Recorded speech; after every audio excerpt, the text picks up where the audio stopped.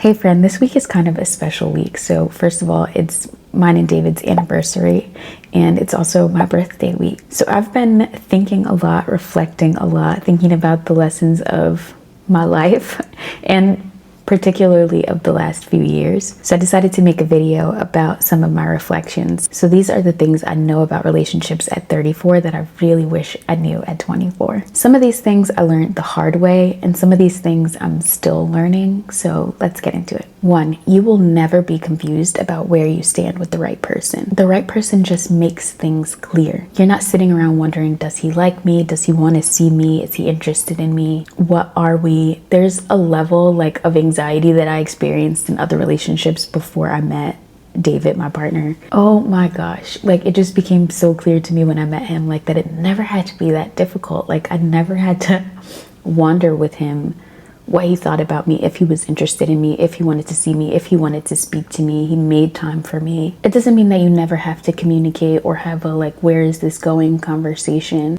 but you're not decoding mixed signals, And with David, I never had to wonder for a second, and that was a very new experience for me. 2, if a man is uncertain, insecure, not confident, you will be on the receiving end of that. You'll be confused, uncertain, insecure. You'll be carrying his stuff for him. And it's just best to walk away early from situations like that, because no matter how confident and secure you walked into that relationship, things like that will chip away at your soul. It will have you becoming a smaller version of yourself. And it's best to recognize it early, cut your losses early, than to be 3 years into a relationship trying to fix that. 3, really listen to and pay attention to how he talks about his exes and past relationship experiences. I like to say all the time that everything is information. So if he's still blaming exes for every single thing that went wrong in a relationship, it's important to pay attention to that. Very rarely does someone's relationship end because only one person was 100% of the problem. And if he can't see his part at all, maybe things he didn't notice or pay attention to, maybe questions he didn't ask, steps he didn't take or steps he could have taken, different ways he could have approached things. If he sees nothing that he could have done differently, no lesson that he learned, you'll be the next relationship that he doesn't see his part in. I remember an ex who I specifically, in the early stages of us dating and getting to know each other, as we were talking about past relationships, I wanted to know what he had learned from the end of his last relationship. Was there anything that he took away from it? Anything that he felt like he could have done differently? And he was like, nope, can't think of anything. And I kind of nudged, nothing you would have done differently, nothing you would have said or paid attention to different, there's nothing you would have paid closer attention to, or a red flag maybe that you didn't acknowledge in the early days of the relationship. And he was like, nope. That just came really full circle throughout our relationship, and definitely towards the end of it, of oh, I get it now. I should have paid closer attention to that when you answered me that way. Number 4, how he treats the people he loves is how he will eventually treat you. So watch how he is with his mom, with his dad, with his siblings, with his close friends. Does he tell a ton of little white lies? Is he unreliable? Does he disappear for days and not respond to the people that he cares about? Does he say one thing and do another? Because in the early days of a relationship, a guy is going to put his best foot forward. But it's important that you pay attention to, especially in those early days, not just how he treats you, but how he treats the people that he has long-standing relationships with. And if he does all of those things in his most meaningful relationships, then if you all stay in relationship with each other, he will eventually do those things with you. He'll start to tell you a ton of little white lies. He will start to be unreliable towards you. He will start to disappear and be not responsive to you.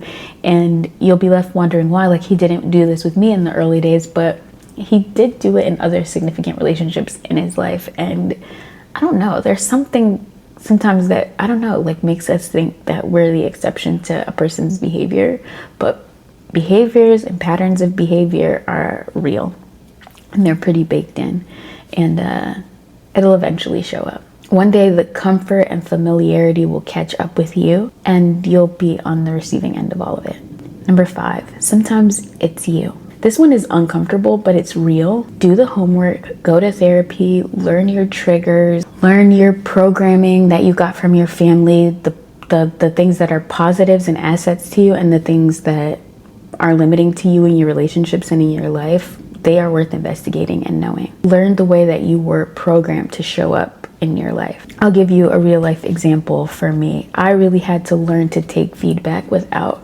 registering it as a threat. Anything that was non-positive felt like an attack, and like I needed to defend myself against it and against the person. And that's been real work for me. And it still work for me, but it's been real work for me, okay? 6, the oldest daughter armor does not work in a partnership.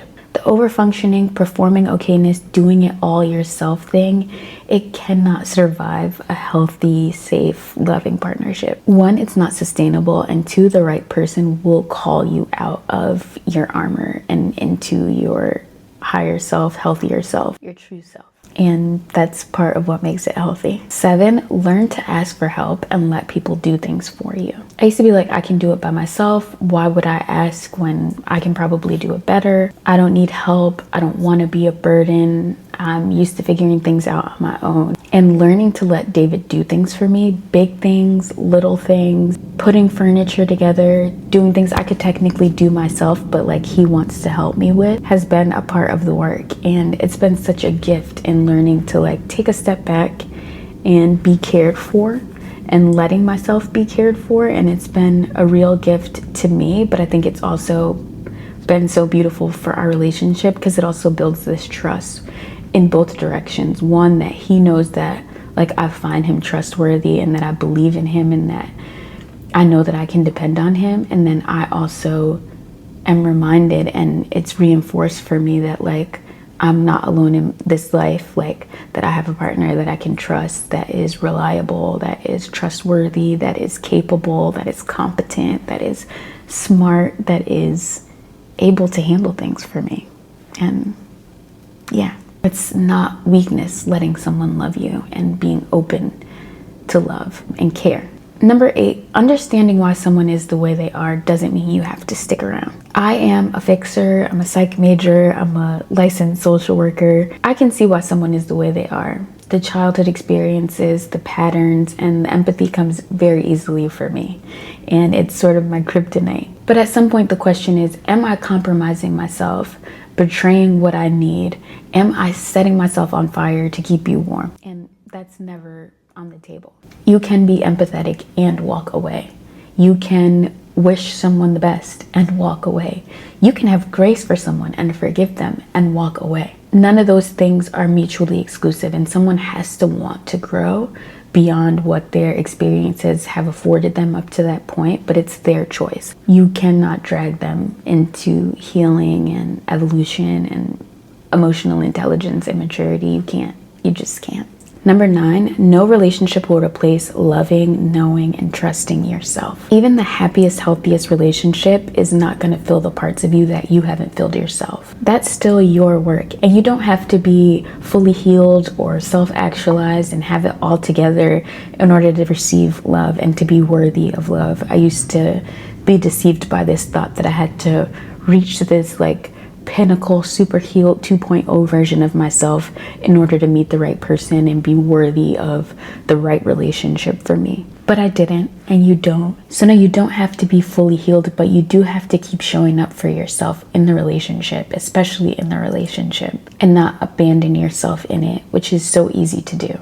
And number 10, and I'm gonna hold your hand while I say this, if you broke up, it was probably for a reason. 9 times out of 10, getting back together really quickly is just going against what you already know to be true. And I'm not going to speak to, I know sometimes like people break up and they take some real time apart and reflect, and time has passed, months or a year or years have passed, and you've done some real work. Maybe you've gone to therapy, maybe you've done some processing that you needed to do, and you're able to come back to that relationship in a different way. But more often than not, the like getting back together really quickly is difficulty sitting with our own discomfort, with our own loneliness, with our own sadness and hurt feelings. And so we jump back into the thing, although nothing has changed, and the exact same things reemerge rather quickly.